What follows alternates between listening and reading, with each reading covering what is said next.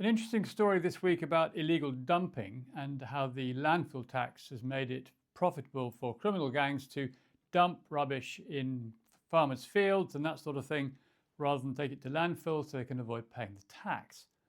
And it's the Environment Agency's responsibility to look after this side of things.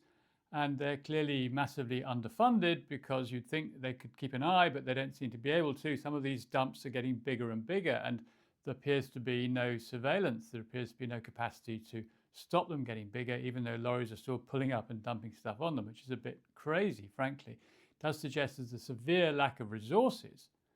But the really crazy thing, to make matters much worse, is that when the Environment Agency wants to clean up these dumps, if it wants to take away the rubbish and get rid of it, then it probably has to take it to landfill itself, and then the agency, has to pay the government the landfill tax. Well, if the agency's budget is already too small to do its job, and they then have to hand over a great chunk of money to the Treasury by way of landfill tax in order to do its job, in order to clean things up, then that is completely bonkers and completely crazy, and it's not surprising we're all in such a terrible mess over this. And this reflects a whole situation in government where everything is divided up into agencies and groups and organizations, and each little arm of government is negotiating with the other, and there are thousands of sort of little negotiations going on as each little department of government tries to look after its own pot of money and its own interests, which is just not joined up at all. We just need joined up thinking and joined up activity and joined up management in government so that different agencies don't have to fight with each other over resources.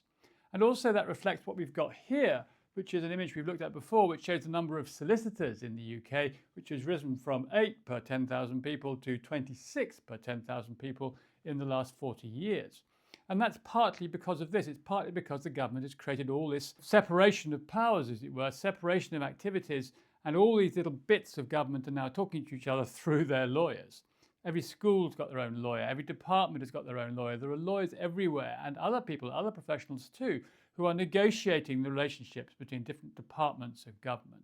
And that's such a complete waste of money. Frankly, it's a complete waste of energy, a complete waste of activity. We just need the whole thing to be joined up in a much more rational way so that the public interest can be served and we don't waste all these resources in arguing between different bits of government about who's going to do what.